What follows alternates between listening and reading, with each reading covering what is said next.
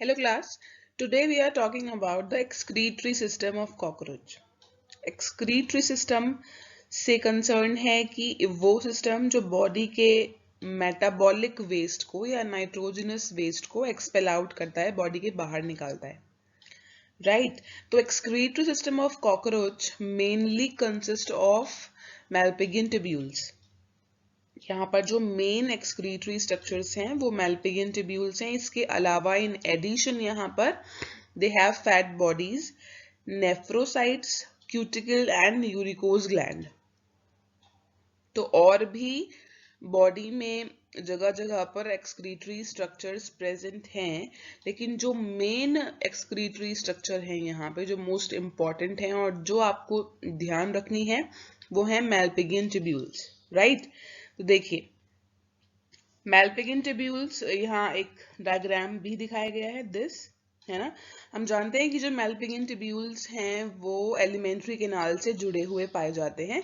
यहाँ पर आप देख रहे हैं ये मिड गट है, ये हाइंड गट है. मिड गट और हाइंड गट के जंक्शन पर है ना कुछ 100 to 150 fine thread like structures पाए जाते हैं which are yellow in colour, right? इन्हीं को बोलते हैं मैल्पिगियन ट्यूब्यूल्स, ठीक है.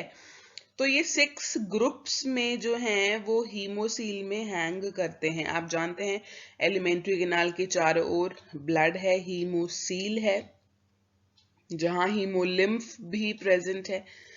तो इनका ब्लाइंड एंड है ना, और ये हीमोसील में या हम कह सकते हैं कि हीमोलिम्फ में हैंग करते हैं या लाए करते हैं freely. They freely available in the hemocoel or hemolymph without any external opening. बात समझ में आई? अगर आप किसी मैल्पिगियन ट्यूब्यूल का टीएस, मान लो ये एक ट्यूब्यूल है और उसका मैं टीएस काट के देखना चाहूं तो इंटरनल स्ट्रक्चर कुछ ऐसा है. अंदर देखिए ये तो यहाँ पर ल्यूमेन है, कैविटी है, ठीक है, दिस इज द कैविटी. और ये यहाँ पर चारों ओर सेल्स हैं, ठीक है. आपके लिए टीएस ऑफ मैल्पिगियन ट्यूब्यूल कुछ खास इंपॉर्टेंट नहीं है, नहीं पूछा जाता ये स्कूल लेवल पर एग्जाम में, लेकिन फिर भी मैंने आपको समझाने के लिए यहाँ दिखा दिया है कि इसमें ये इंटरनल स्पेस है और ये सेल की लाइनिंग है और सबसे बाहर ये बेसमेंट मेम्ब्रेन है. क्योंकि किसी भी एपिथेलियम का लास्ट पार्ट क्या होता है? बेसमेंट मेम्ब्रेन होता है, राइट? तो ये हुआ मैल्पिगियन ट्यूब्यूल का एक रफ स्ट्रक्चर. मैंने आपको बता दिया है कहाँ प्रेजेंट हैं और कितना नंबर है, ठीक है. अब आगे बढ़ते हैं मैल्पिगियन ट्यूब्यूल की फंक्शनिंग की तरफ. सबसे पहली बात आपको ये ध्यान रखनी है कि कॉकरोच का मेन नाइट्रोजनस वेस्ट है यूरिक एसिड, ठीक है. तो uric acid is the chief nitrogenous waste. So such type of excretion is known as uricotelic excretion, ठीक है. यूरिक एसिड यहाँ मेन नाइट्रोजनस वेस्ट है. बहुत बार क्वेश्चंस में ये पूछा जाता है. जैसे ह्यूमंस का मेन नाइट्रोजनस वेस्ट यूरिया होता है, ठीक है. चलिए अब यहाँ देखते हैं कि कैसे एक मैल्पिगियन ट्यूब्यूल यूरिक एसिड एक्सक्रीट कर पाता है. देखिए ये एलिमेंट्री कैनाल का पार्ट है, this is midgut and this is hindgut. और हम जानते हैं मिडगट और हाइंडगट के जंक्शन पे यहाँ पे मैल्पिगियन ट्यूब्यूल्स पाए जाते हैं. तो मान लीजिए कि ये एक मैल्पिगियन ट्यूब्यूल है जिसकी हम बात कर रहे हैं और इसके बाहर चारों ओर यहाँ पर हीमोलिम्फ भरा हुआ है, बिकॉज ये सारा पार्ट जो है वो हीमोसील है ना. ब्लाइंड एंड है और इसकी ओपनिंग मिड गट में ही है और इसके बाहर चारों ओर हीमोसील है और हीमोसील में हीमोलिम्फ. और हीमोलिम्फ जो है वो हर एक बॉडी पार्ट को सप्लाई कर रहा है, हर एक बॉडी पार्ट के कांटेक्ट में है. तो जो भी मेटाबॉलिक वेस्ट हीमोलिम्फ में है, ठीक है, हीमोलिम्फ के कांटेक्ट में जो भी मेटाबॉलिक वेस्ट है वहां जो मेन कंपोनेंट है वो है potassium and sodium urate. Cockroach की बॉडी की जो सेल्स हैं वो अपने मेटाबॉलिक एक्टिविटीज के दौरान, वो अपने रिएक्शंस के दौरान, फंक्शनिंग के दौरान एक बहुत मेन कंपोनेंट बनाती हैं जो है पोटेशियम एंड सोडियम यूरेट, इसके साथ ही CO2 प्रेजेंट है जो कि रेस्पिरेशन के दौरान बनती है, ठीक है, और वाटर भी यहाँ प्रेजेंट है। तो एक्चुअली होगा क्या कि जो सोडियम और पोटेशियम यूरेट है ये मेल्पिगन ट्यूब्यूल के अंदर जाएगा, right, from high to low concentration diffusion के थ्रू। मेल्पिगन ट्यूब्यूल में इस पोटेशियम और सोडियम यूरेट से यूरिक एसिड और bicarbonate of sodium and potassium बनाए जाते हैं। Sodium and potassium urate Malpighian tubule के अंदर आया है।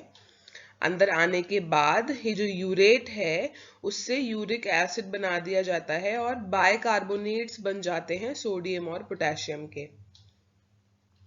ठीक है, और साथ ही वाटर भी बनता है। तो वाटर और बाइकार्बोनेट्स को वापस से हीमोलिम्फ में ट्रांसफर कर दिया जाता है, वो वापस से हीमोलिम्फ में एब्जॉर्ब कर लिए जाते हैं। और जो यूरिक एसिड है, आप जानते हो इसकी जो ओपनिंग है मेल्पिगन ट्यूब्यूल की वो इंटेस्टाइन में है, एलिमेंट्री केनाल में है। तो यूरिक एसिड जो है वो along with solid food, along with faeces, along with undigested food body से बाहर निकल जाता है, क्योंकि मेल्पिगन ट्यूब्यूल की ओपनिंग एलिमेंट्री केनाल में है। तो यहाँ पर uric acid main nitrogenous waste है जो कि अनडाइजेस्टेड फूड के साथ ही बाहर निकलता है। क्लियर? और क्योंकि यूरिक एसिड है मेन नाइट्रोजनस वेस्ट, तो ये जो एक्सक्रीशन है ये यूरिकोटेलिक एक्सक्रीशन होगा। मेल्पिगन ट्यूब्यूल के बाद अब बात कर लेते हैं दूसरे एक्सक्रीटरी स्ट्रक्चर्स की, जिसमें सबसे पहले आती हैं फैट बॉडीज। फैट बॉडीज बेटा हीमोसील में पाई जाती हैं। हीमोसील है ना, और ऑर्गन्स के बीच में जो भी गैप प्रेजेंट होते हैं वहां फैट बॉडीज भरी होती हैं, ठीक है। तो हीमोसील में पाई जाती हैं ये, और इन बॉडीज में कुछ पर्टिकुलर सेल्स पाई जाती हैं जिनको बोलते हैं यूरेट सेल्स। ये जो यूरेट सेल्स हैं इनका फंक्शन है यूरिक एसिड को स्टोर कर लेना। ये यूरिक एसिड और यूरेट ग्रेन्यूल्स को स्टोर कर लेती हैं just like any other nutrient. ये फैट बॉडीज हैं तो ये फैट के स्टोरेज का भी काम करती हैं, है ना, ये न्यूट्रिएंट के स्टोरेज का भी काम करती हैं, और साथ ही साथ इनमें जो यूरेट सेल पाई जाती हैं वो यूरिक एसिड भी स्टोर कर लेती हैं। क्लियर? दूसरी सेल्स है नेफ्रोसाइट। जो नेफ्रोसाइट सेल्स हैं ये पाई जाती हैं पेरिकार्डियल साइनस में, हार्ट के आसपास, है ना। These are chains of cells found along the heart in the pericardial sinus, और ये भी नाइट्रोजनस वेस्ट को स्टोर कर लेती हैं, which may be removed later by the haemolymph. जब वहां हीमोलिम्फ जब ब्लड पेरिकार्डियल साइनस में जाएगा तो फिर उस सारे के सारे वेस्ट को हीमोलिम्फ में रिलीज कर दिया जाएगा, ठीक है। लेकिन पर्टिकुलर पीरियड ऑफ टाइम के लिए जो नेफ्रोसाइट हैं वो वेस्ट को स्टोर कर लेंगी, पर्टिकुलरली ऑफ पेरिकार्डियल साइनस, ठीक है। अब नेक्स्ट आता है क्यूटिकल। क्यूटिकल आप जानते हो काइटिन की बनी हुई लेयर है यहाँ पे, है ना। स्किन के ऊपर एक लेयर पाई जाती है काइटिन की बनी हुई, जिसके हमने 3 पार्ट पढ़े थे, एपिक्यूटिकल, एंडोक्यूटिकल और एक्सोक्यूटिकल, राइट। तो क्यूटिकल बॉडी के ऊपर का एक्सोस्केलेटन बनाती है। तो यहाँ क्या होगा कि जो कुछ नाइट्रोजनस वेस्ट है वो क्यूटिकल पर ही डिपॉजिट कर दिया जाएगा, है ना, क्यूटिकल पर डिपॉजिट रहेगा। और हम जानते हैं जो कॉकरोचेस है वो मोल्टिंग करते हैं, है ना, वो अपनी पुरानी स्किन को शेड कर देते हैं। तो जब कॉकरोच अपनी पुरानी क्यूटिकल को शेड कर देंगे, छोड़ देंगे या गिरा देंगे, तब वो वेस्ट भी क्यूटिकल के साथ बाहर चला जाएगा, बॉडी से अलग हो जाएगा, ठीक है। During the secretion of new cuticle, some nitrogenous waste are deposited on it, and when it sheds off during molting, the waste substance also sheds off with the cuticle, ठीक है। वेस्ट भी cuticle के साथ ही shade of हो जाता है। Clear? चलिए, last जो एक्सक्रीटरी स्ट्रक्चर्स हैं वो हैं यूरिकोज ग्लैंड। बेसिकली ये जो ग्लैंड्स हैं ये मेल रिप्रोडक्टिव सिस्टम का पार्ट है, ठीक है। वहां पर मशरूम ग्लैंड पाई जाती है, मतलब मशरूम शेप ग्लैंड पाई जाती है। उस ग्लैंड के जो लॉन्ग टिब्यूल्स हैं, ठीक है, उस ग्लैंड के जो लॉन्ग ब्लाइंड टिब्यूल्स हैं वो एज अ एक्सक्रीटरी स्ट्रक्चर काम करते हैं और वो यूरिक एसिड को स्टोर कर लेते हैं,